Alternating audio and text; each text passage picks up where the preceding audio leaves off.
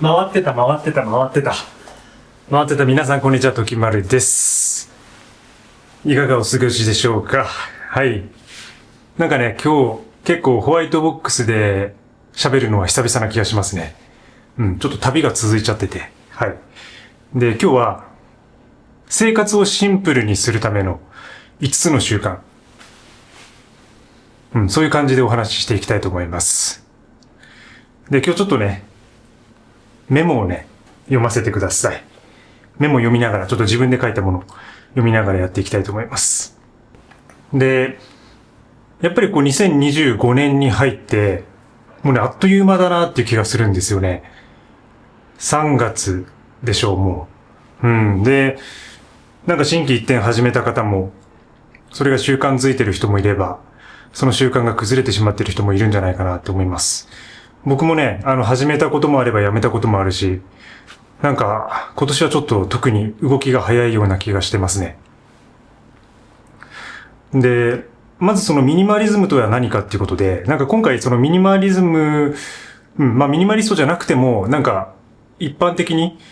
生活してるっていうのかな。ちょっと興味あるけどやってみたいとか、そういう人にもちょっと役立つような、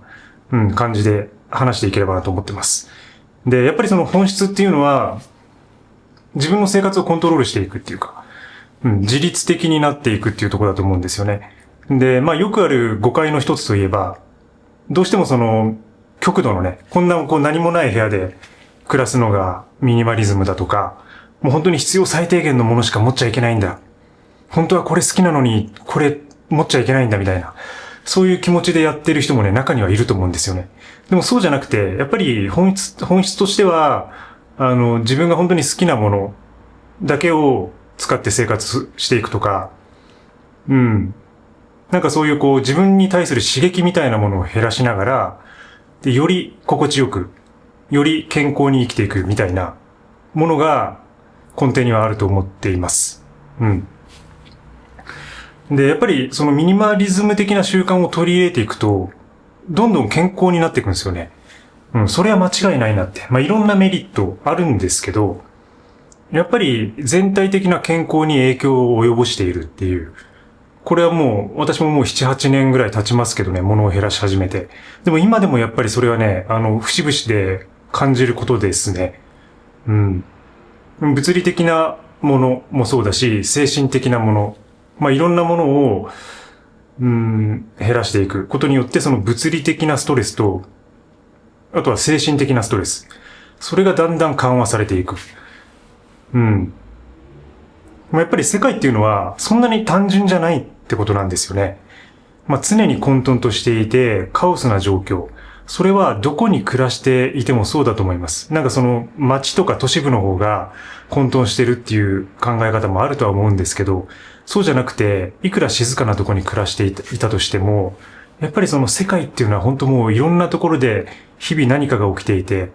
で、それぞれ何かその困難性というかな、一日をすごく過ごす上で、やっぱり誰にしもその困難なとことか、ストレスがかかってる部分があると思うんですよね。で、そういうところを軽減しながらリラックスして平和に暮らすことができる。そっちの方向を目指していく。もう静かに穏やかにね。時には乱すことももちろんありますけど。なのでそういうふうにして暮らしていくことによって、人生、生活自体のパフォーマンスとか、幸福度みたいなもの、そういうものが向上するのかなと。で、人間関係が良くなったりとか、自分自身の気分が良くなれば、やっぱその気分ってどうしても周りの人たちに伝わっていくんで、だからそういう感じで習慣を取り入れることによって、で、そういうメリットが得られるのかなとは思ってます。はい。で、シンプルに今日は、その習慣の中で自分が結構大事だなって最近思うこと、5つですね。これを紹介していきます。まず1つ目は、デジタル部分の整理。何度も言ってますね、これもね。デジタルミニマリズムっていうことですね、つまり。はい。で、やっぱり今、アテンションエコノミーの時代で自分たちのその意識を本当に注意を引こうっていう、もうそういう膨大な情報に溢れているんですよ。これは本当にすごくて、そのアプリケーションの設計もそうだし、ビジネスの設計、そのある企業がやってるビジネスの設計も、とにかくその顧客の注意を引こうっていうところで、それがものすごいと、情報がまず。で、それにやっぱり対処するには、やっぱある程度の時間をとってですね、そこに向き合っていかなきゃいけないっていう。で、そこから避けていくこともできるんですけど、なかなか逃げるだけでは囚われてしまうっていう風な、それほど今強力なものになってると思います。なので、僕自身はやっぱそれに向き合うことにしていて、で、その向き合うっていうのは具体的には、やっぱり地道なね、PC の中のファイルを整理したりとか、で、不要なメールをちゃんと削除しながら、どれが、自分にとって必要かっていうのを見極めて、ちゃんと対応していくとか。で、使わなくなったアプリケーションを削除するとか。読まなくなったニュースレターを解除するとか。そういう感じ。で、毎日やっぱりそのスクリーンタイムみたいなものの制限を設けたりしてね。で、刺激を減らしながら。で、より自分が活動できるような時間を生み出していくっていうのが基本だと思います。でもデジタルの消費ってやっぱり難しいんですよね、結構整理がね。でもとにかくできるところから少しずつやっていく。デジタルの整理が一つ。で、なんか自分の例で言えばね、最近はホーム画面こんな感じです。自分の例で言えば。もうメモとアウトライナーのね、アプリを今2つしか置いてない状態です。ただこうやったとしても結局、右から左にスワイプすると、アップライブラリってのが出て、で、そこにね、持ってるアプリケーションが全部出てくるじゃないですか。だから結局ね、そっちやっちゃうんですよ。これ不思議なことで。で、僕はその SNS 系のアプリもほとんど入れてないんですけど、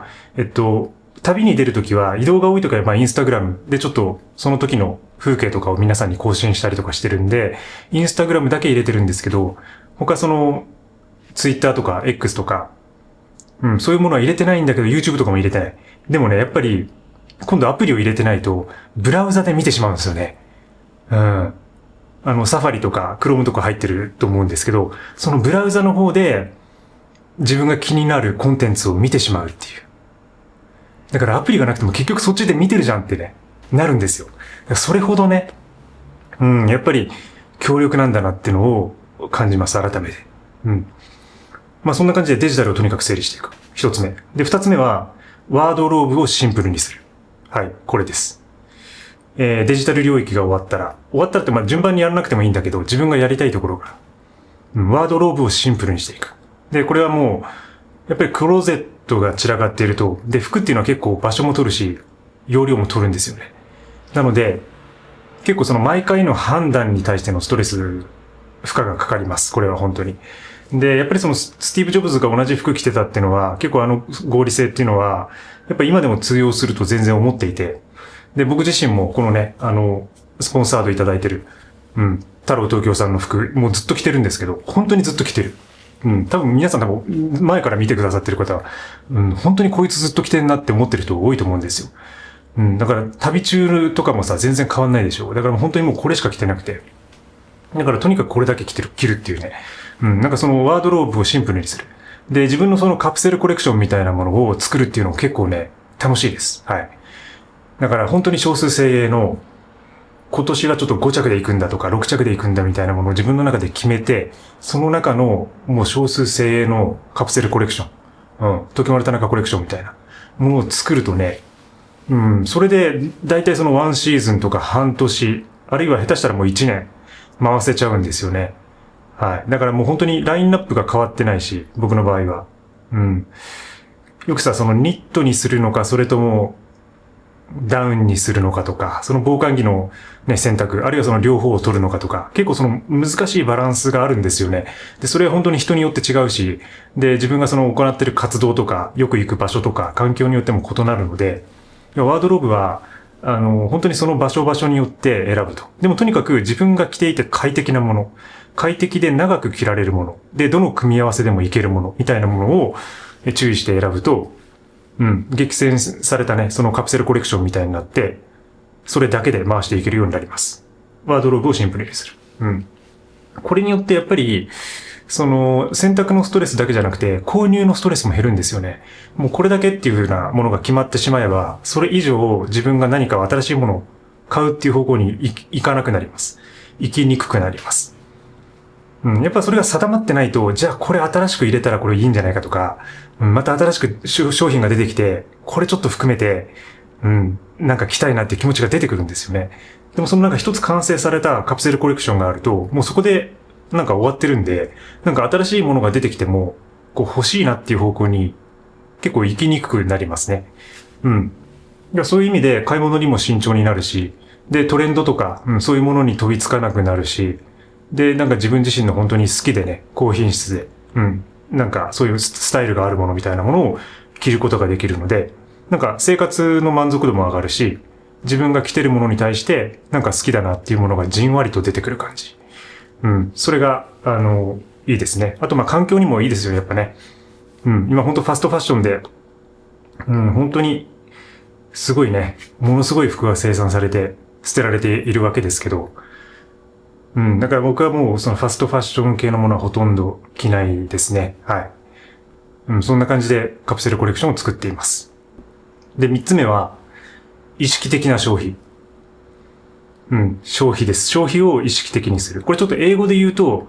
なんかマインドフル、マインドフルコンサンプション。マインドフルコンサンプションみたいに言うんですけど、マインドフルな消費っていうことです。うん。で、これどういうことかというと、やっぱりその、ミニマリズムのその重要な原則っていうのは、こう生活に取り入れるものに対して意識的になるってことなんですよ。やっぱりその、意識してないから、何でも簡単に、こう入ってきて、で、結果物が増えちゃうっていうことになるんですよね。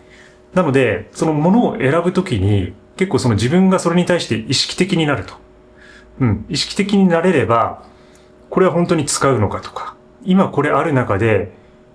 これいらないんじゃないかとかね。本当に立ち止まって考えてみるっていうことなんですよ。それが意識的な消費。消費をするにしても、意識的になるだけで入ってくるものが、うん、少なくなるし、で、自分が本当に気に入ったものだけが入ってくるっていう感じになります。うん、だからそれがやっぱりその自分の価値観とかに合ってるかとかね、そういうものも考えた方がいいし、あるいはその一時的な満足のために買ってないかみたいなところもありますよね。なんか今すごい欲しくて、で、例えば今もう寒くてしょうがなくて、で、なんか、この厚いね、分厚いジャケットを買ったら、僕はハッピーになれるなって思ったとしても、あと2、3週間経てば、もう春になりますよね。暖かくなりますよね。そうなったらもうそれは着れないわけで、ちょっと若干、あまり長期すぎてもいけないけど、ちょっと長期目の目線で考えてみたりとか、うん、なんかそういう問いかけを一個一個に対してやっていくことが必要だと思ってます。で、それに加えて、やっぱり今持ってるものを定期的に再評価する。うん、自分が持ってるものを再評価してみる。で、それで、新たにその自分が持ってる持ち物の良さとか、あるいはデメリットみたいなものに気づくことがあるし、あるいはそれが全く役に立ってないとか、うん、実は持ってるんだけど全然使ってないものが出てきたら、それを今度手放していく。うん、マインドフルな消費がありながら、ちゃんと見直して、で、それもまたマインドフルに手放していく。で、寄付したりとか、欲しい人にあげたりとかね。うん。まあそうすることによって自分の生活空間が今度維持されて、この広い場所がね、うん、維持されて全くストレスがないっていう状況になるんで、やっぱり溜め込むよりも手放すっていうこと。で、手放す時にもマインドフルであるっていうこと。うん。で、僕もよくやるんですけど、例えばその、スーツケースとかね、ああいうのも手放しましたけど、ただ捨てたり売ったりするんじゃなくて、まずは自分の身の回りにいる、なんか必要そうだなみたいな人に聞いてみると。これいりますかって。うん。まあちょっとテロみたいなとこもあるんだけど、まあモノテロみたいな感じで、いきなりね、これ押し付けられたら迷惑ですけど、まあちょっとジャブ入れながらね。なんかこの人、いるじゃないですか。この人ちょっとスーツケース顔だなとか、なんかね、自分がいらなくなったなんだろうな。なんかコーヒーメーカーとかをもし処分しようとしてたら、なんかこの人コーヒーメーカー顔だなって人いるじゃないですか。うん。そういう人に、すいません、コーヒーメーカーいりませんかとかね。そういうの聞いてみて、そしたら意外と、ちょうど欲しかったんですよとか、まあ、ちょうどちょっと持ってるものがちょっとあんま調子良くなくて、うん、新しいの、みたいな話が出てきたりするんで、それによってやっぱそのコミュニケーションも生まれるし、うん。なんか人間関係の輪みたいなものもね、広がっていくんですよね。まあ、結構人類学的でもあるし、マリノフスキーっていう人がトロブリアンド諸島で、蔵交換っていうね、物を物々交換していくような、その民族の法則みたいなものを発見したんですけど、なんかやっぱりその、贈り物っていうのは、その、本当の地域の文化とか、コミュニケーションとか人間とのつながりにものすごい影響を与えているんですよね。で、それはやっぱり今、資本主義がちょっと台頭しすぎてて、で、誰でも簡単に何でも手に入るようになってるから、その誰か人に物を送るっていう行為が結構少なくなってると思うんですよ。で、お土産とかね、やっぱそういうものだけに、なんかちょっと儀礼的なところは残されてるんですけど、そのなんか昔の村社会みたいな時よりも、やっぱり人に与えるっていうことが少なくなっているんで、そういう意味でも、なんかこう自分が持ってるものを誰かに譲っていく。そしたらなんか、また別のとこから今度自分にそれが戻ってきたりとか、なんかそういう循環って結構いいなって。今全く少なくなっている今だからこそ、なんかね、面白いなって思いますね。だからそういうことで、ちょっと今長くなりましたけど、その3つ目は意識的な消費をしていくっていうことです。はい。で、4つ目はですね、毎日のルーティンを合理化するっていうこと。はい。これを書いてます。で、やっぱりね、ルーティーンってのが大事だなって、今になって、ますます思うんですよ。で、これは僕は結構昔からそのルーティーン好きっていうか、なんか同じことを毎日やるのが苦じゃないタイプの人なんですよね。意外と。でも、飽き性っていう、そのちょっとめんどくさいんですよ。なんかその新しいもの好きだし、結構新しいもの作りたいし、なんか新しい消費をずっとしたいんですけど、でもそのルーティーンが好きっていう、なんかそういうちょっと変わった性格なんですよね。だからルーティーンがないと結構落ち込むっていうか、だんだん落ち込んでいくし、でも、それが本当に自分が好きじゃないルーティーンだと辛くなるっていうね。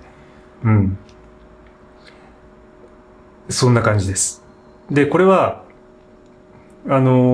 はもう本当にヨガがやっぱり自分の中では効いてて、ここ2年間は。で、アシュタンガヨガっていうのはもう結構決まっているんで、割とそのルールとかやることが。だから起きたらとにかく練習をして、そこから朝食でネスカフェみたいな、なんかそういう風なルーティーンが完全に出来上がってるんですよね。で、最近はそれに加えて、ちょっとランニングを多めにしてみたりとか、そのなんかルーティーンの中でも自分なりの変化をその時々によって与えていくみたいなことをすることによって、ますます良くなっていくっていうのかな。なんか新たなことを挑戦できたりとか、するんで。だからそういうふうな、何でもいいと思うんですよね。朝日記を書くとか、コーヒーを飲むとか、ちょっと瞑想するとか。なんかそういうことをやるだけで、一日のスタートがうまく切れるようになるんですよ。で、それがもう決まったことをやるので、そこはもう考えずにやるっていう、なるべく思考を停止させて、とにかく朝のルーティンをやるっていう。そんな感じ。この間ね、ちょうど田中圭さんの本を読んだんですけど、元ゴールドマンサックスで働いていて、で、独立されて、なんか最近本を出してるんですけど、そこにもルーティンの重要性が書かれていて、結構億万長者みたいな、むちゃくちゃ、億以上稼ぐ人っていうのは基本的にやっぱルーティーンがものすごいみたいなことを書いてて、そういうなんかやっぱ自分の生産性ともつながってくる部分もあるっていうね、ところも書かれていたりとか、だから稼ぐ稼がないとか関係なしに、やっぱり一日のスタートをうまく切れると、なんとなくその一日がうまく回っていくと。で、最後の夜ですね。夜のルーティンも結構なんか自分の中ではあって、で、それはやっぱり簡単なストレッチと瞑想なんですけど、最近は。で、その前にちょっとポッドキャスト聞いたりとか、本を読んだりとかっていうのも入れてはいるんですけど、絶対に崩さないのは、ちょっとヨガをちょっとベースにしたストレッチをやってから、瞑想するっていうね。そういうのを30分から1時間ぐらいかけてやってると、もうそれが始まると、もう自分の中でもう寝る時間なんだなっていうか、寝るタイミングなんだなみたいなのが来て、すぐ眠りに入れるんですよ。そう、だからやっぱ最初のスタートと最後のルーティンだけでも決めておいて、やっていくと、どんどん変わっていきますね、生活が。だから日中とか、それ以外のことはもう何やったっていいと思うんですよね。だから最初と最後だけ、なんか終わり良ければ全て良しとかって言いますけど、あと始まりのだからルーティンできっかけを作って、で、あと一日をうまく過ごして、で、最後のルーティンをやることによって、また次の日の、サイクルにうまく入っていけるっていう。だから、まあ一日やっぱり生きてるとね、ものすごいストレスってね、誰にでもあると思うんで、そのストレスを軽減しながら安らかな眠りに入っていくために、夜のルーティン、自分なりのね、まあろうそく焚いてとか、キャンドル焚いて、アロマ焚いてとかでもいいと思いますよ。なんかお風呂入りながら、自分の好きな音楽聴くとか、なるべくちょっと長めに湯船に浸かってね、ゆっくりするとか、なんかそういうものだけでも、こうスッとね、いい感じのね、リズムで刻めるように、なんか終わりが良ければまた次の朝もね、良くなるんで、よく言うじゃないですか。その一日の始まりは、もうその朝から始まってるんじゃなくて、前夜から始まってるんだって。これはもう私も最近早起きするようになってね、ヨガやるようになってますます感じていることですね。はい。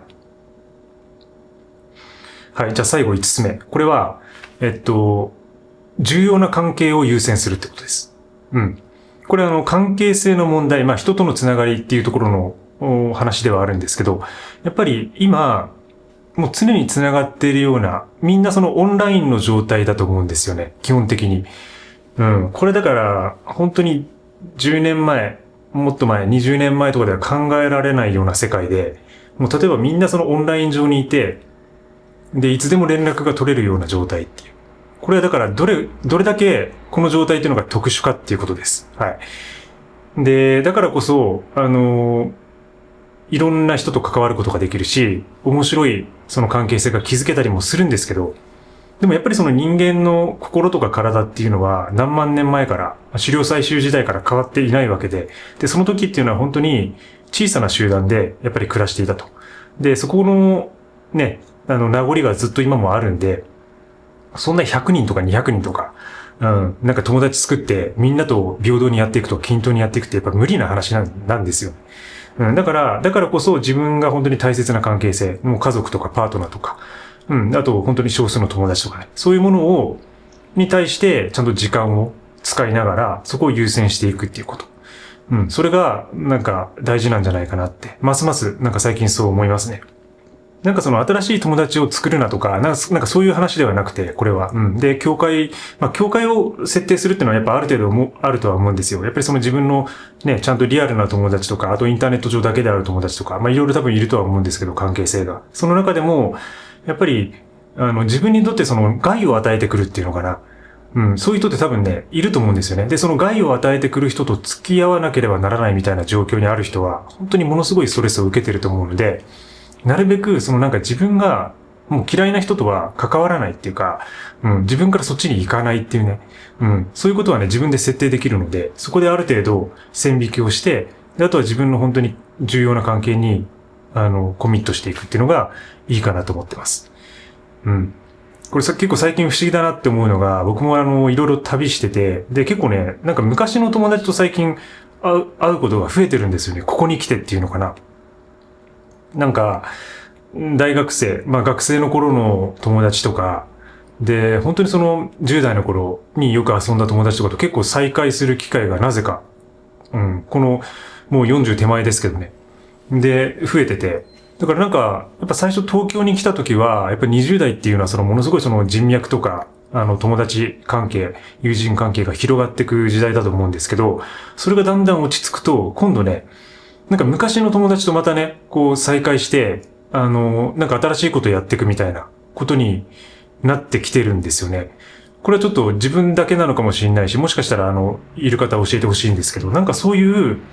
昔の関係値に戻っていくっていうか、でもそれはなんかそのマイルドヤンキー的な話とはまたちょっと違った感覚があって、なんかマイルドヤンキーっていうのはいわゆるそのずっと同じ出身の場所で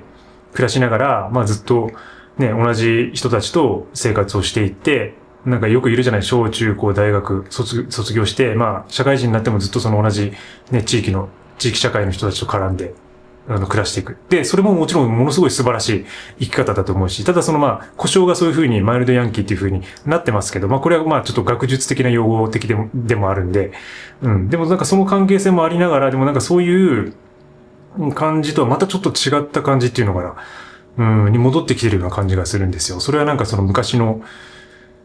関係値。やっぱりその時間をどれだけ長く過ごしたかっていうのは結構大事なのかなと思ってますね。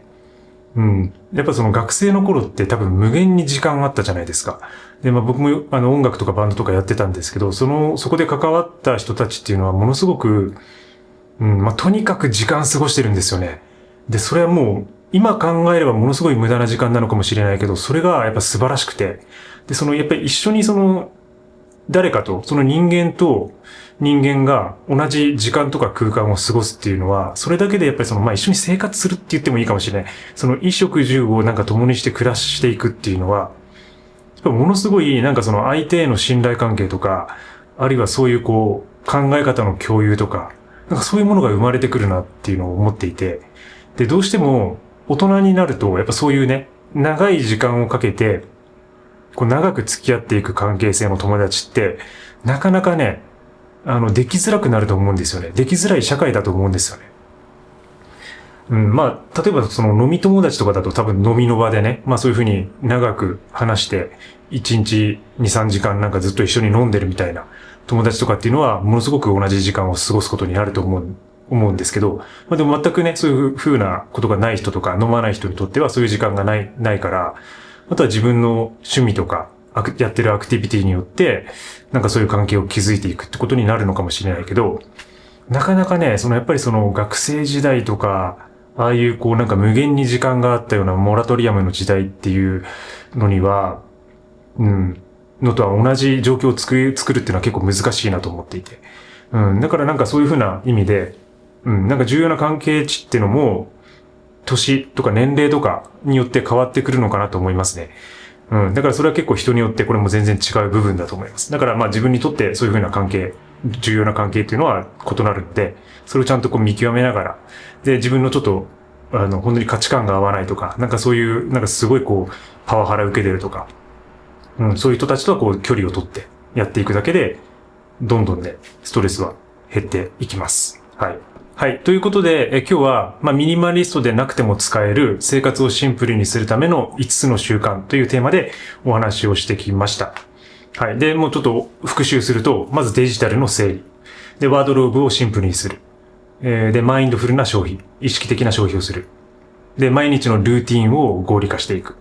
で、重要な関係性を優先する。そんな感じです。で、この中に多分気づいてないと思うんですけど、部屋の整理とか入ってないんですよね。だから部屋の整理を必ずしもしなくても、ミニマリズムの実践はできるっていうことです。はい。だからもちろん部屋にフォーカスしたりとか、物を本当に処分することにフォーカスすることもできるんですけど、そっちじゃなくてね、今回はちょっとまた別の側面でね、5個挙げてみました。はい。ということでね、2025年、もうね、だいぶ春めいてきましたけど、まだちょっと寒いですけどね、ちょっといろいろ、社会の変化も激しく、不確実性が高いね、時代だと思いますけどね。ちょっとそういう風なミニマリズムの実践を少しでも使って、いい生活が送れるといいかなと思っています。今日も最後までご視聴いただきありがとうございます。チャンネル登録もぜひよろしくお願いします。それではまた次回の放送で。バイバイ。